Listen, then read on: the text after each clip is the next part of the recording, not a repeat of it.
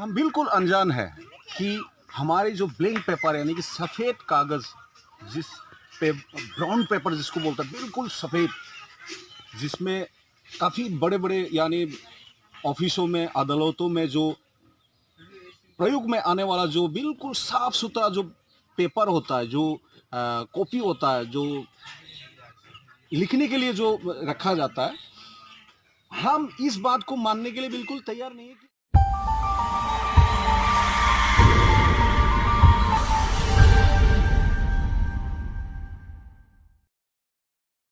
स्वागत है आप सबका तयाबुर भाई व्लॉग। मैं आज आपको रूबरू कराऊंगा बम्बू से। बम्बू क्या, अभी आप चिंतित में पड़ गए होंगे कि बम्बू पता नहीं क्या चीज़ है। बम्बू ऐसा एक धातु की तरह है हमारे असम के लिए। बम्बू से घर बनता है, बम्बू से डेकोरेशन बनता है, बम्बू से कुर्सी बनते हैं, बम्बू से सोफ़ा वगैरह बनता है, बम्बू से घर से लेके हर चीज़।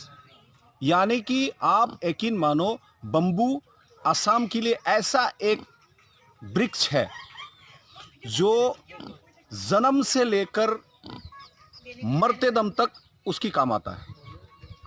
एक रिवाइज है असम का कि बम्बू जो मृतक देह को उठा के ले जाते हैं शमशान घाट तक, रिवाज है असम का, उस शव को भी बम्बू की पार्ली बनाकर उसी के ऊपर ही उठा के लेके जाया जाता है। आइए हम आपको आज दिखाएंगे ये बम्बू होता कैसे है और कहाँ होता है। तो चलिए मेरे साथ बम्बू की झाड़ में।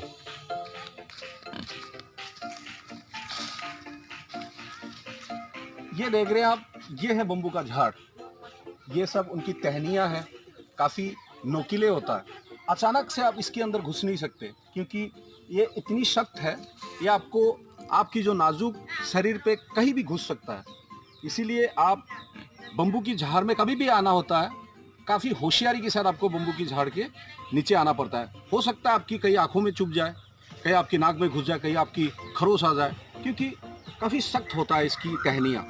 ये जो छड़ी बोलते हैं हम जिसको, ये छड़ी को हमारे स्कूल में मास्टर जी लोग यूज़ करते हैं। यानी कि वो प्रयोग में लाता है बच्चों को, उसके हाथ में पीट कर जैसे थोड़ी सी पनिशमेंट दिया जाता है स्कूल में, तो स्केल की जगह इस चीज़ को हमारे शिक्षा गुरु लोग इस्तेमाल करते हैं। ये अपनी छात्रों को मतलब डराने के लिए इस छड़ी की इस्तेमाल करते हैं। अभी आप ये देख रहे हैं, ये पौधा है, ये बम्बू का पौधा है।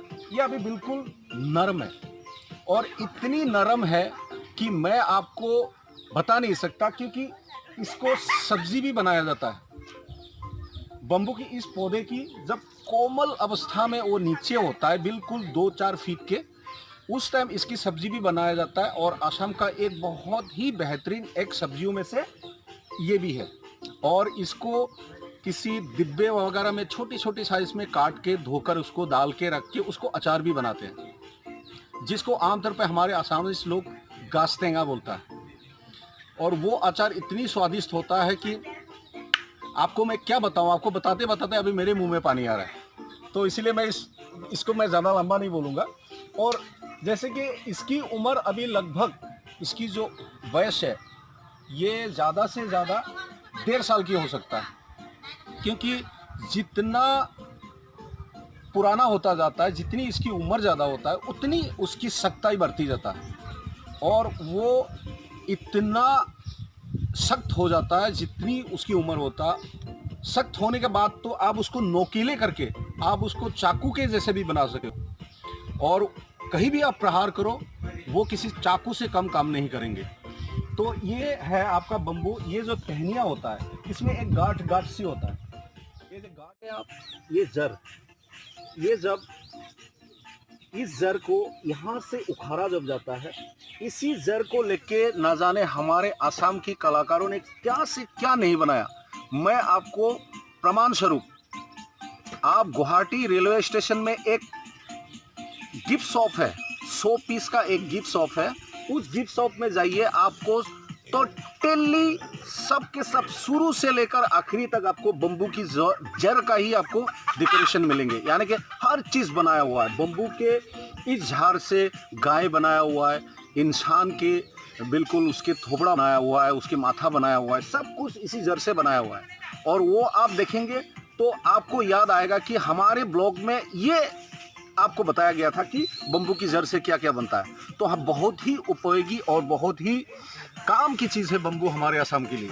इतना मान के चलिए कि हमारे असम में तो बगैर बम्बू के हम चल ही नहीं सकते। यानी कि एक असमवासी बम्बू ना हो तो उसके पास कुछ भी नहीं है। Thank you. तो ये था बम्बू की कहानी। शायद हमारे देश में 90% लोग आज तक बम्बू की झाड़ यानी बम्बू की पेड़ यानी पैदा कहाँ होता है ये भी नहीं मालूम था। लेकिन आज हमारी वीडियो के जरिए आपको ये बता दिया गया कि बम्बू होता कहाँ है और कैसे होता है और किस किस काम आता है। आप यकीन मानिए कि हमारे असम के लिए बम्बू एक जान है। बस, नमस्कार, धन्यवाद। आज के लिए इतना ही काफ़ी, और उम्मीद करते हैं आप हमारे वीडियो को ज़रूर पसंद करेंगे। और अंत में आपसे यही हमारा निवेदन है, आप लाइक शेयर यानी कि कमेंट्स करना ना भूलिएगा। तब तक के लिए धन्यवाद, नमस्कार।